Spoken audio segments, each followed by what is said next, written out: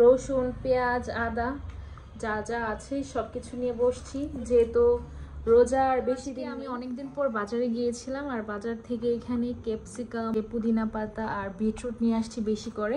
আমার বলতেছে যে আজকে ফ্রিজে জায়গা নাই, কোথায় রাখবে এগুলা। এই বিটরুটের জুস এখন অনেক ট্রেন্ডিং এ আছে, তো আমরাও ট্রাই করি। আসসালামু আলাইকুম, সবাই কেমন আছেন? আশা করি সবাই ভালো আছে।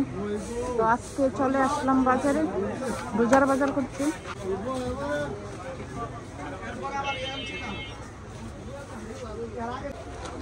বাজার অনেক বেশ,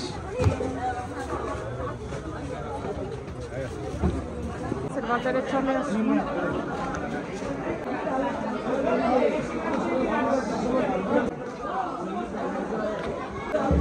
এখানে বেশি কই মাছ, এখানে দেশি শিং মাছ।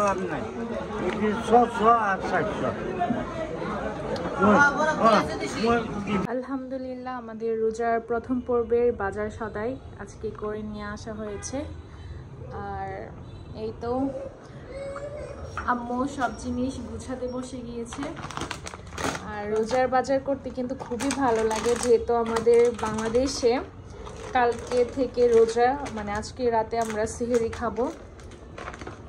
আর এই তো আম্মু গিয়েছিল বাজারে, আম্মু আব্বু। এখানে মুরগিও কিন্তু আছে, চিকেন, তারপরে হচ্ছে এখানে পেঁয়াজ, রসুন, আলু, তারপরে হচ্ছে এখানে 2 ধরনের ডাল, না 3 ধরনের ডাল। 3 ধরনের, মসুরের ডাল, তোমার হেঁসেলের ডাল, বুটের ডাল। হ্যাঁ, আর রোয়াবজা আমি খাই, আর কেউ খায় না, যার জন্য ছোট একটা নিয়ে আসছি।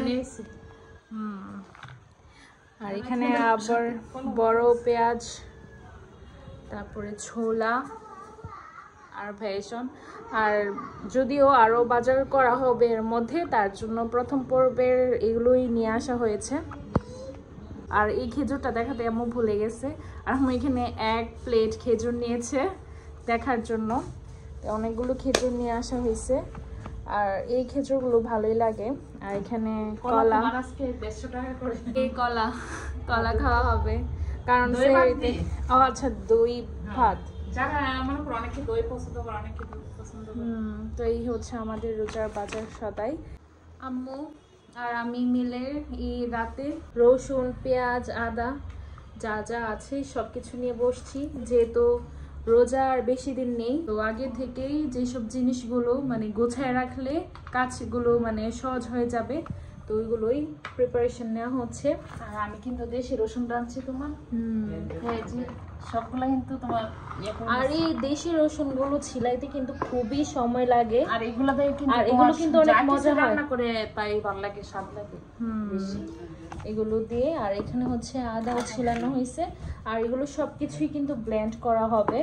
তাহলে দেখা যায় যে কোনো কিছুই রান্নার আগে মানে ব্যাপারটা ইজি হয়ে যায়। কিন্তু আম্মু যদিও এটাতে এত একটা বিশ্বাসী না, কারণ আম্মুর কথা হচ্ছে আমি যখন যেটা রান্না করবো সাথে সাথে আমি ওইটা করে খাবো, তাইলে মানে ওই জিনিসটা আলাদা একটা টেস্ট আছে।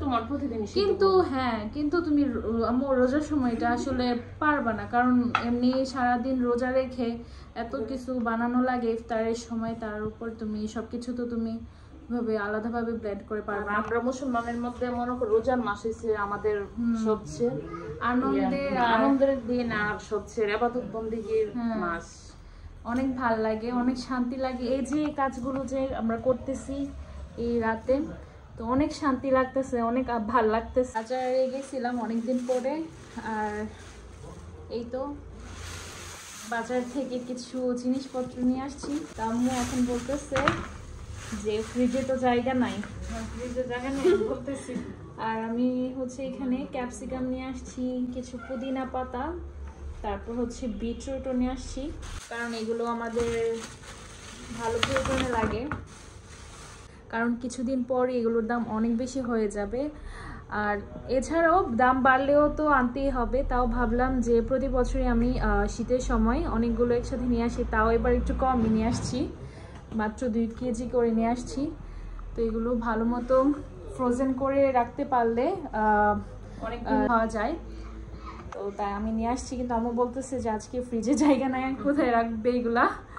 তো এখন দেখা যাক কি করা যায়। আর আম্মু এখানে একটা বিটরুট ছিলাচ্ছে, কালারটা দেখেন, আমার হাত একদম রঙিন হয়ে গেছে। এই বিটরুট দিয়ে হচ্ছে ভাইরাল জুস বানাই খাবো। দেখা যায় যে এই বিটরুটের জুস এখন অনেক ট্রেন্ডিং এ আছে, তো আমরাও ট্রাই করব।